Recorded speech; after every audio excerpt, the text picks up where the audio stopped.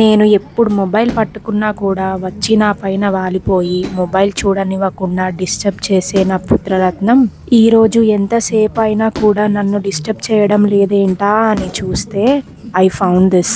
Just బాల్తో ఆడడం కాదు, బాల్ని మిస్ అవ్వకుండా క్యాచ్ చేయడం, ఎట్టే స్ట్రెచ్లో ఫ్లోర్కి 10 టైమ్స్ అలా డ్రిబుల్ చేయడం అండ్ బాల్ని కిక్ చేసి మళ్ళీ దాన్ని క్యాచ్ పట్టుకోవడానికి ట్రై చేయడం. నేను ఇవన్నీ చూసి పర్సనల్గా చాలా సర్ప్రైజ్గా ఫీల్ అయ్యాను. అసలు ఇదంతా ఎప్పుడు నేర్చుకున్నాడు అని అనిపించింది.